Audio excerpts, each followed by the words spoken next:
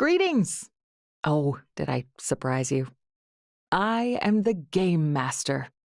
Pleased to make your acquaintance. Let's begin, shall we? My job is to draw you into this world with my voice and cards. So I'd be very pleased if you would play with the sound on.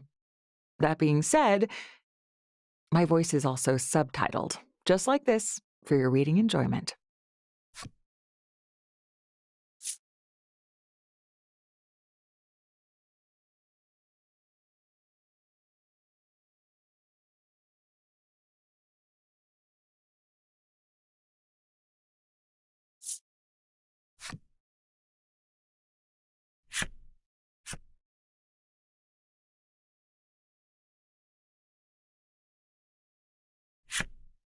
It looks like you're all set.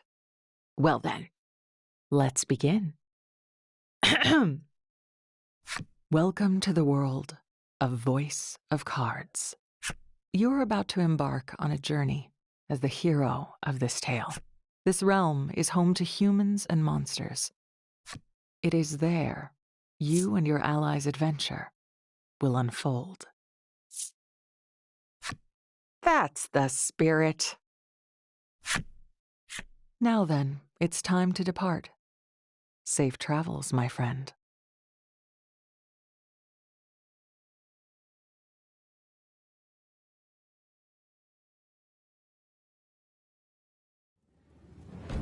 A girl faces off against a monster within a dim cave.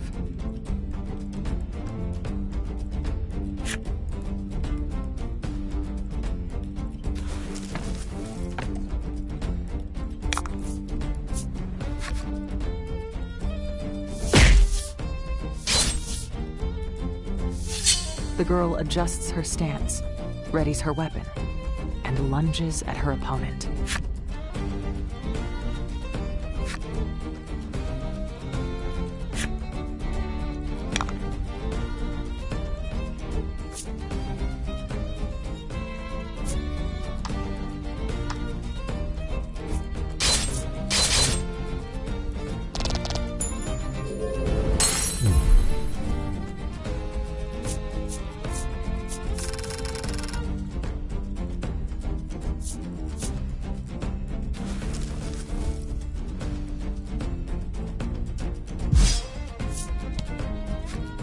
The monster defeated, the girl lets out a sigh of relief. She surveys the area, but sees neither hide nor hair of other beasts. This girl is the hero of our story, and your window into the world. Despite your youth, you are a fierce warrior who defends your village from monsters. I have to get home.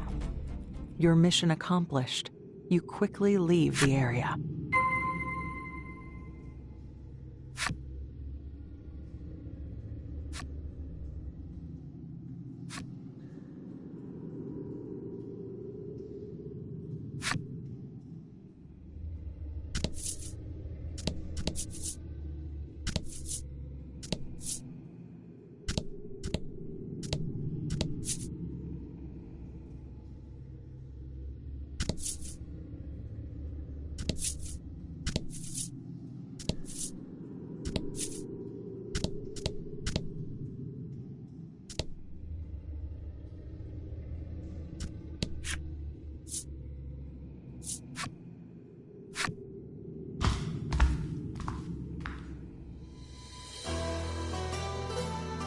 In this world, there are creatures known as monsters. Humans have long been in conflict with these beasts.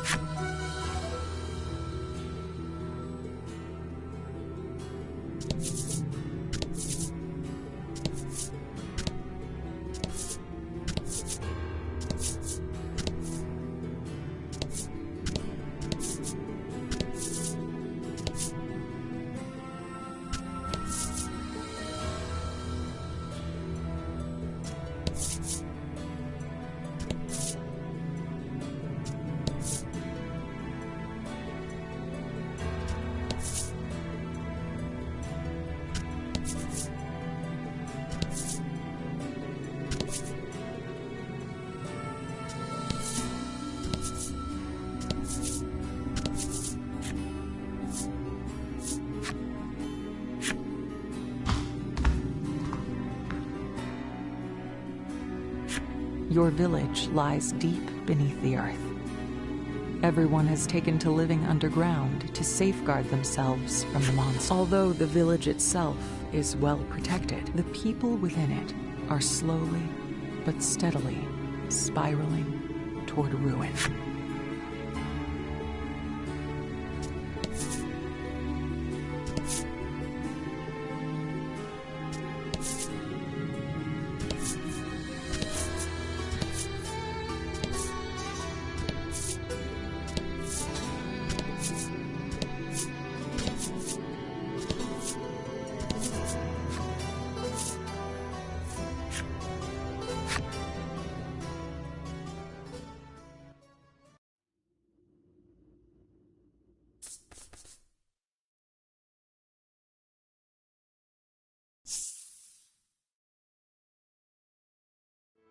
The village is the same as always. It appears the battle above has not affected life here at all. An elderly man approaches you. Well done hunting down those beasts. Are you unharmed? He asks. You nod. He gives a sigh of relief, then begins asking question after question about the monster's strength and numbers. He appears to be worried about the gates and mechanisms on each level and whether they'll be enough to defend the village. Don't worry, I'll protect the village, you reassure him in a cheery voice, then continue on your way home.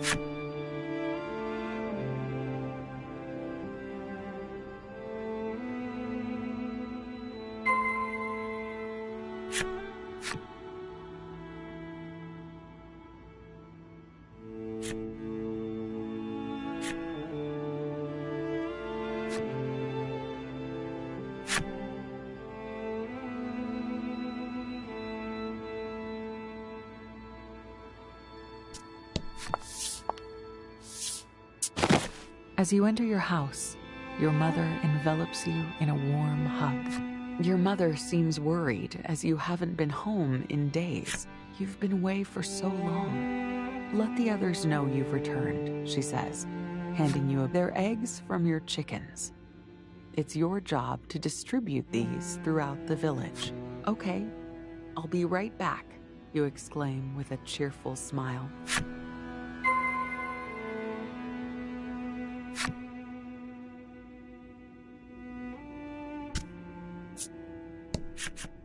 After you give the old woman a few eggs, she hands you some homemade seasonings. I will. You take care of yourself too, you hear? You reply in a lively voice.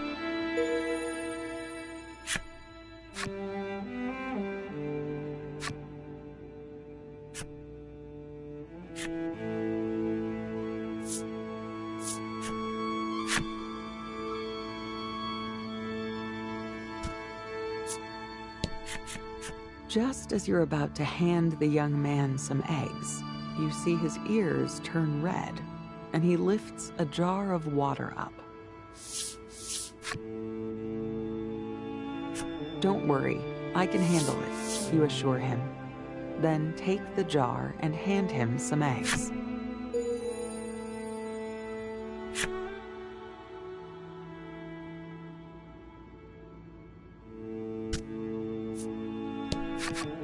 When the girl notices you, she immediately presents you with an armful of potatoes.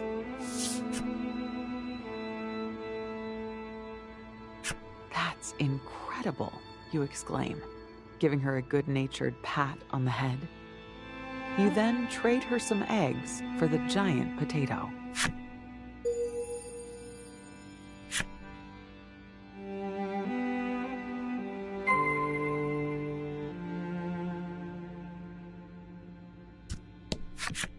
You hand the elderly man some eggs, and he gives you a large fish in return. The elderly man forces a smile, and you give him a smile of your own. Everything will be all right, you reassure him before heading on your way.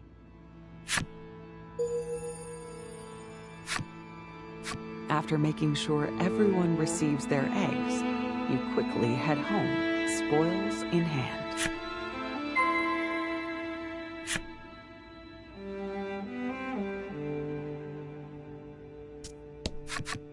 You return home to see tasty dishes upon the table. While simple, it is more extravagant than usual. "Happy birthday, dear," your mother says, stroking your cheek gently. That's right. Today is the day you turn 14. Your mother gifted you a handmade plush animal for the occasion.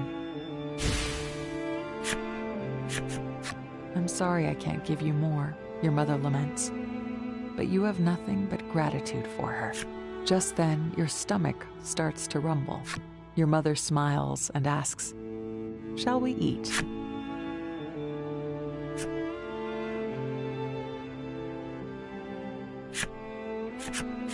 That night at bedtime, you lay upon your bed with your plush animal in your arms. "Yep, that's it," you say to yourself decisively. "Your name is Ram." Your new plush animal officially has a name. "It's nice to meet you, Ram. My name is..."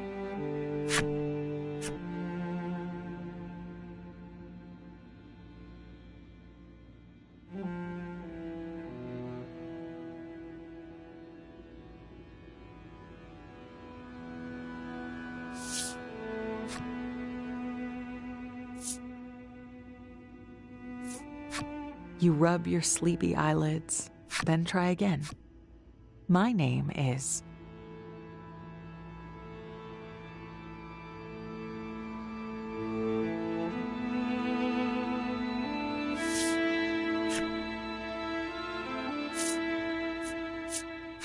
You introduce yourself to the plush animal, as any well-mannered person would.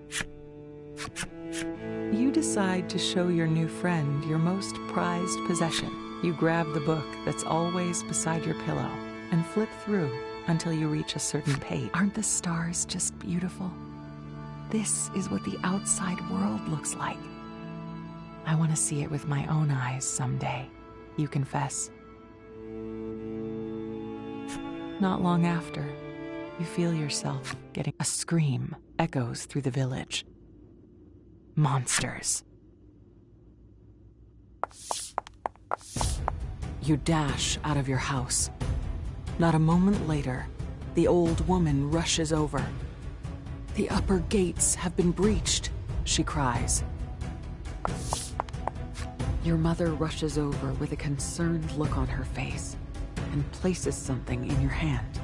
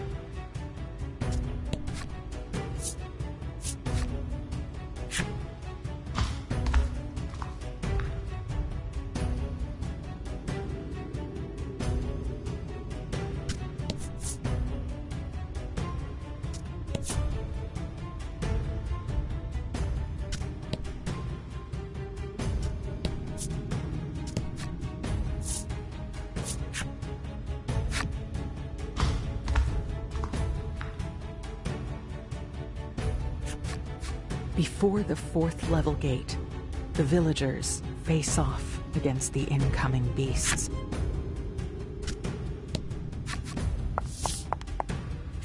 An elderly man turns to you and exclaims, "We must close the gate. Please stop the monsters." You nod and turn both pointed gaze and pointed weapon at the creatures. There are many traps nearby that will help you defeat the monsters. Use them to protect the gate.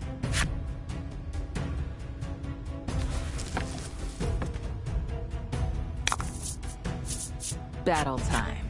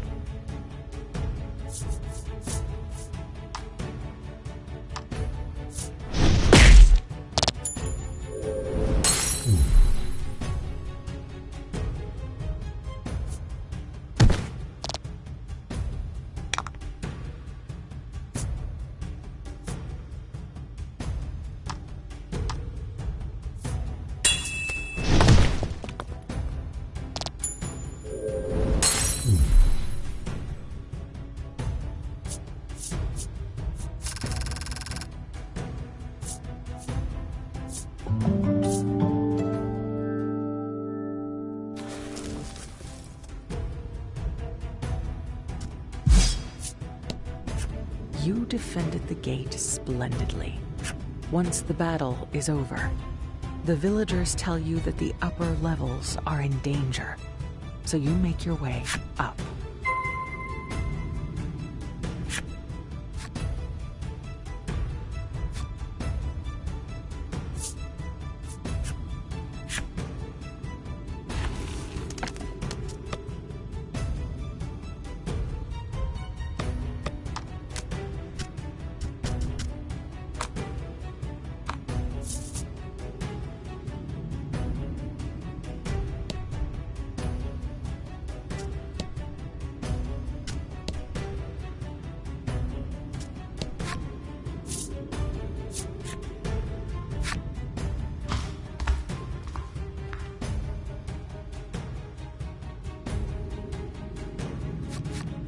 The young man is fighting back monsters, but is losing ground. It won't be long before they reach the gate.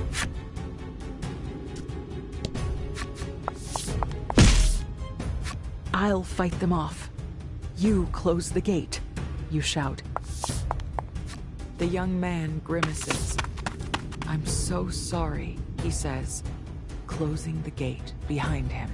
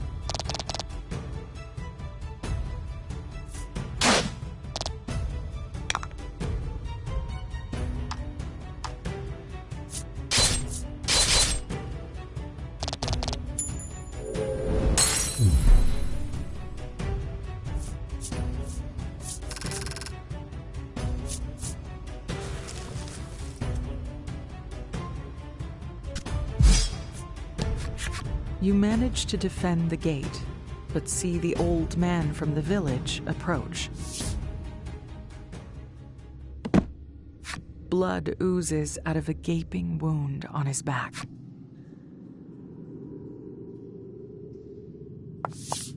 You rush to his side and check his pulse, but he doesn't have one. But the village, you gasp out, your heart trembling in anger and unease.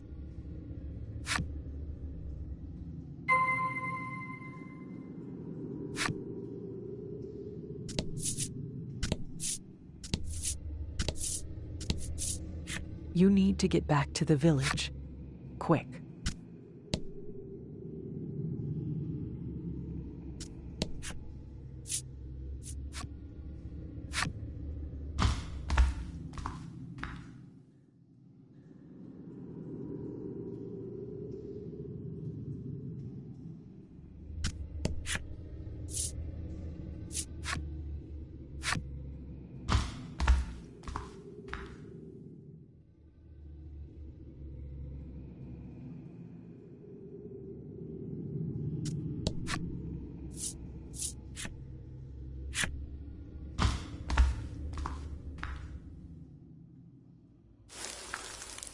Pebbles patter down on you from above. When you look up, you see a giant hole in the ceiling. You wonder if that's how the monsters got in. Oh no. Your mother. Is she safe?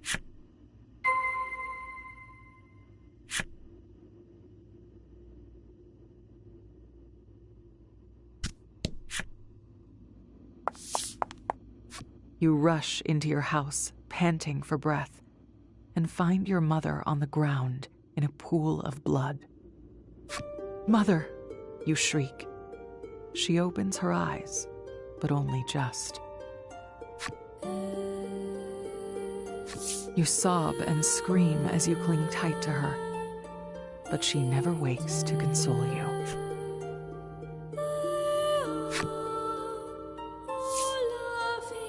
Ram lies among the rubble, tattered and frayed.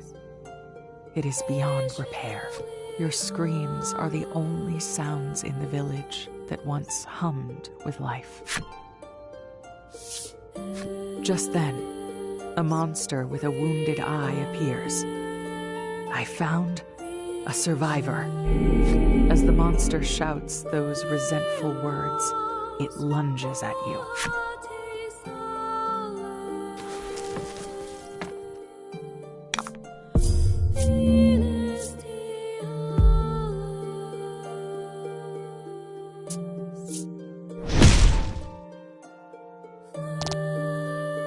You can't bring yourself to put up a fight.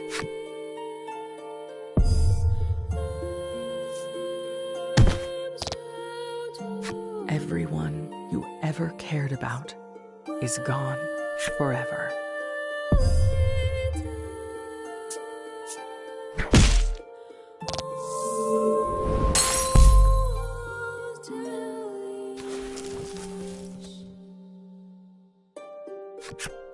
The monster brandishes its weapon, readying to strike the final blow.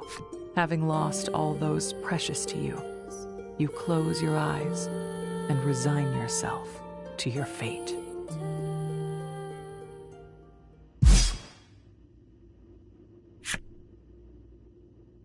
When you open your eyes, you see the gravely wounded beast on the ground. You also see a boy, who you assume is the one who struck down the monster. "You okay?" he asks. In a faint voice, you ask him who he is.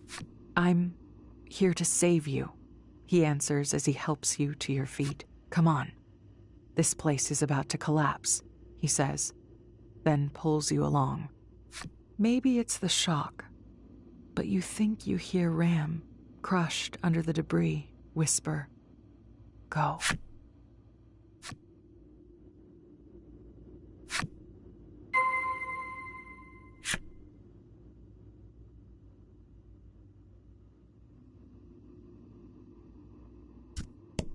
You can see a broken desk and bed peeking through the destroyed wall.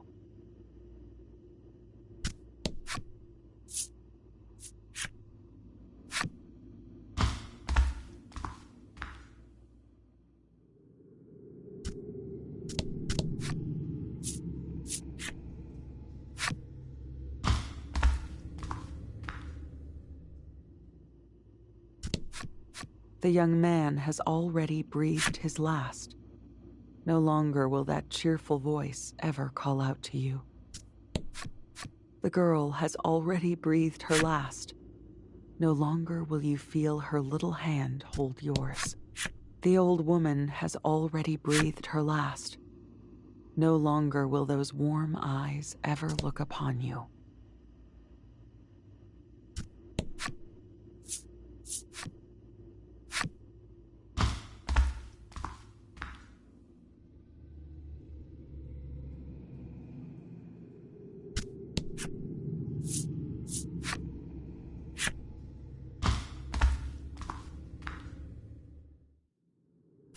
Your home, your village, your family, memories of your life underground flood your mind. You remember the old man who was such a worrywart, but only because he loved the village more than anyone else. You remember the little girl who always asked you to play with her. You remember the regrettably unreliable but undeniably kind-hearted young man. You remember the wise old woman who taught you all manner of things. Your heart aches for your mother, who loved you more than anyone.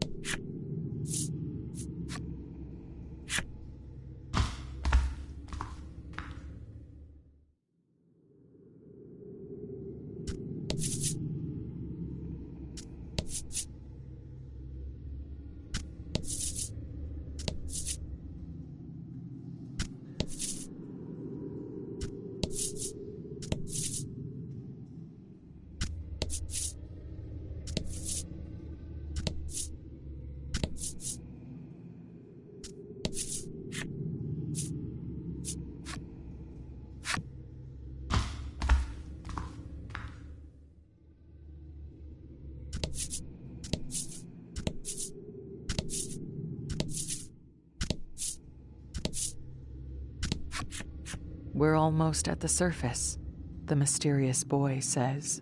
You don't know if you can trust him, but you have nowhere else to go. Though your legs are unstable, you keep moving forward, unsure what awaits.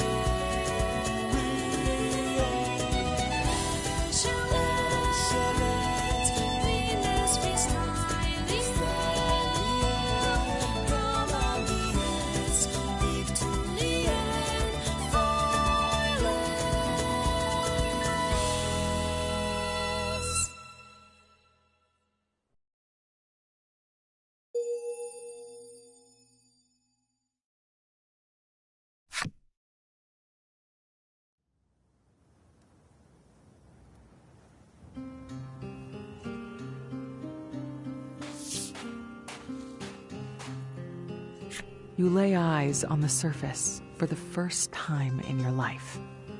Captivated by the endless sands before you, you scoop up a handful. Just then,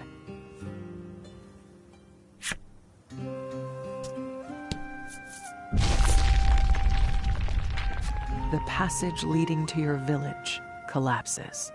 Your family, friends, and even Ram are all buried in the sand now. You fall to your knees, overcome with grief. The boy stares at you, watching as you sob until you can barely breathe. Once you've calmed, he speaks. "Let's go," he says, then begins walking.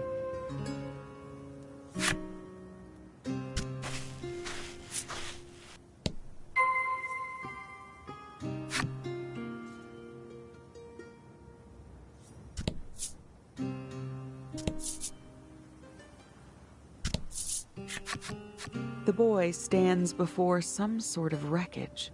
It appears to be the remains of some mode of desert transportation that was destroyed by a sandstorm. Whatever was inside of it seems to be missing, too. "Can you walk?" he asks you. For the first time, you realize just how thirsty you are. You shake your head, and the boy tells you of an oasis to the west. "Try not to faint before then," he says curtly.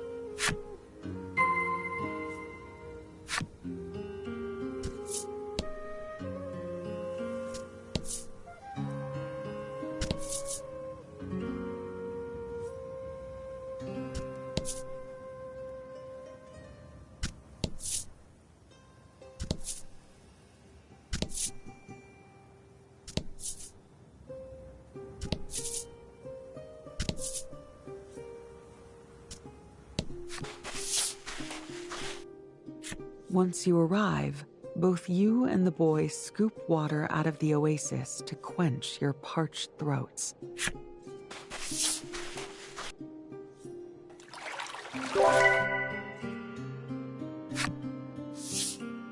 You swallow, hoping to ease the dryness in your throat, and cast your hollow eyes at the sky. "I can't see the stars," you murmur. "Of course you can't," he replies. "The sun never sets here. In a world without night, stars are merely a thing of fairy tales." When you ask the boy where he's going, his answer is to get revenge. Revenge. A darkness finds its way into your once hollow eyes.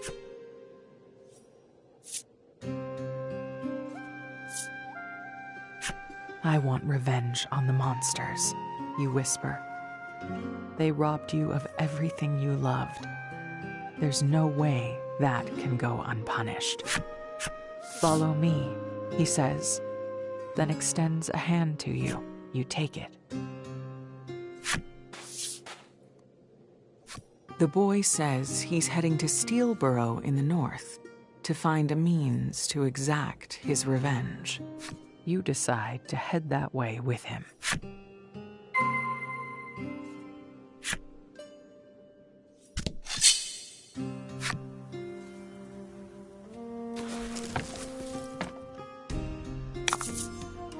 Get him!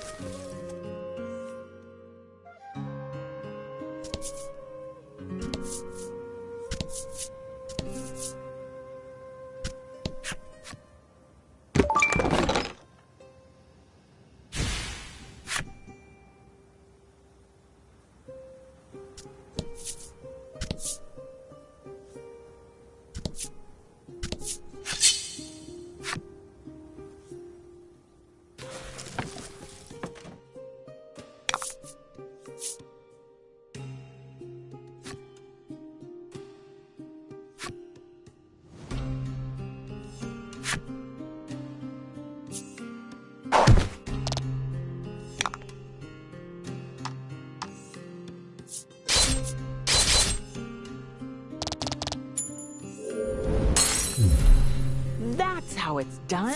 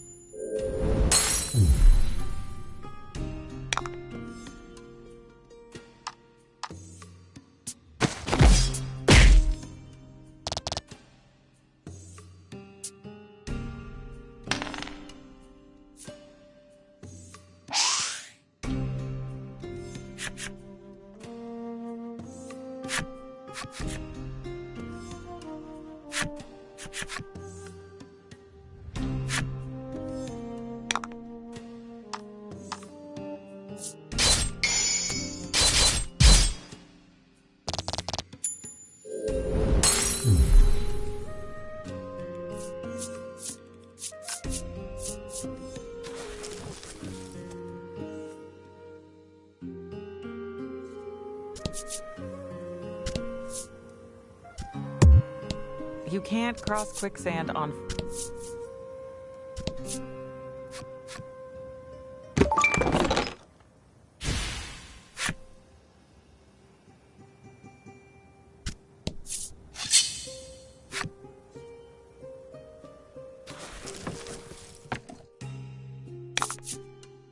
Battle time.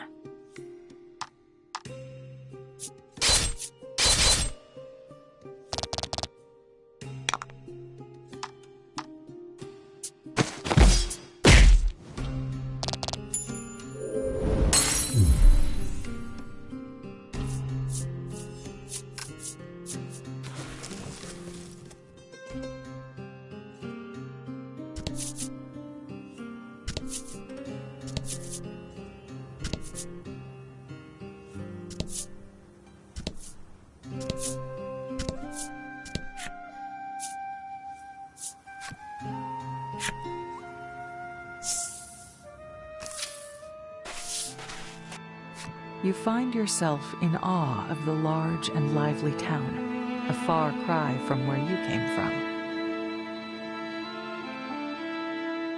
As you stand wide-eyed in wonder, the boy says, "Follow me," and walks off.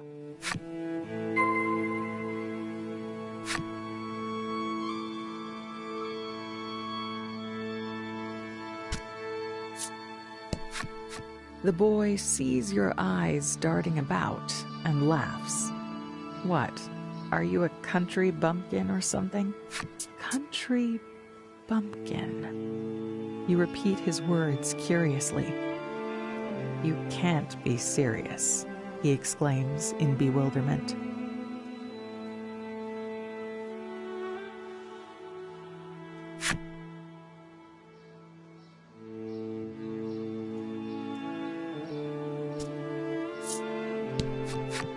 You see a woman stuffing her mouth with something delectable and ask her what she's eating. "This is just normal bread," she answers. "Just normal bread?" you repeat curiously.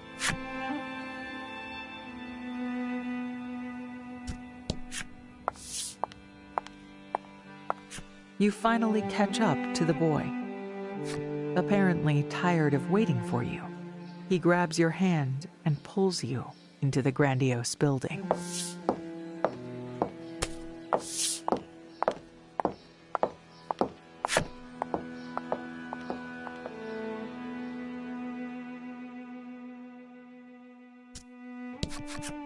In front of the boy stand several masked elders. "I brought her," he says, briefly introducing you. "Very well, you may go," they tell him curtly.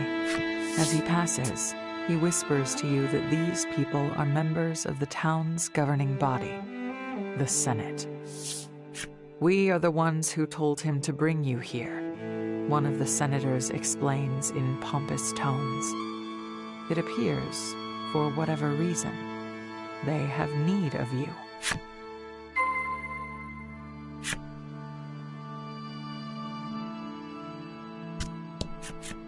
The senator refers to you as a subterran. According to legend, those who live beneath the surface have the power to subjugate monsters. He says they have need of that power. The senator explains the town's situation to you. The people of Steelborough have been living by the grace of a mighty monster known as the Steel Primal that inhabits the mines. But in recent years, that beast has begun to rampage. The senator explains that due to the primal's influence, other monsters have been growing violent. "It may be why your village was attacked," he says with an exaggerated frown. The three senators ask you to use your powers to subdue the Steel Primal. If the Steel Primal truly is why your village was destroyed, you have no reason to refuse. "If it means getting revenge, I'll do it," you say. Still, you have no idea how to use your so-called powers to subjugate beasts. Just then, one of the senators speaks. "According to legend, you need special tools to activate your powers." Summoned by the senator, the boy presents you with new clothes and a weapon. He also hands you a bundle of papers that look like cards. You take them as told. "It looks like you're ready," a senator says, and a monster in a steel cage is brought in. "Now, subterran, show us your powers," they all but command. Though surprised by the sudden turn of events, you take your weapon in hand.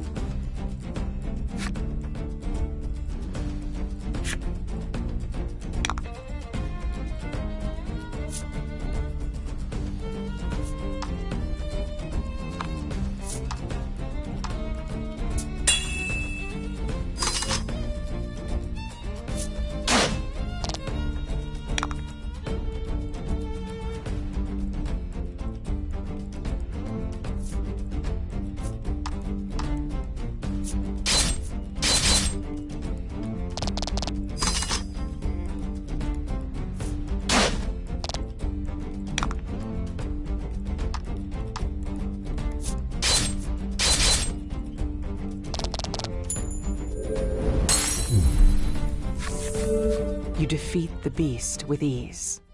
And then...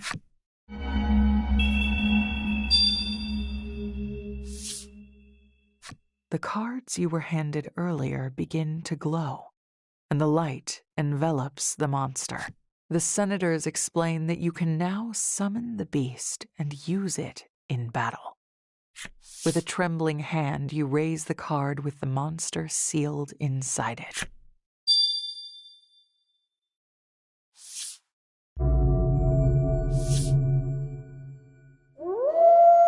Just like the legend, the senators exclaim with joy.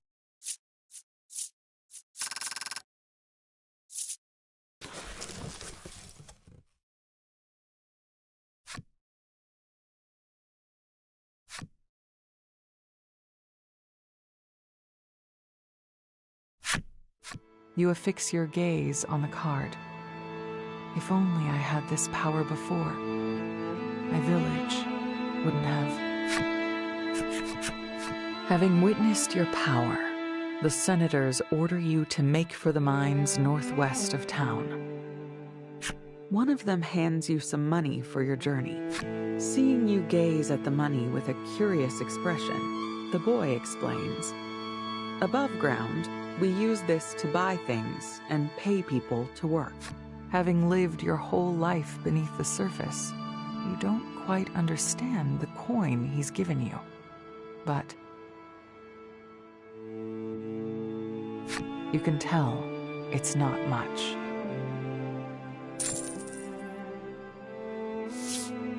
The senators then summon the boy and give you both an edict.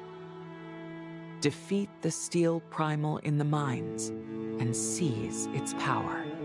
With that, you and the boy make your way toward the monster's den.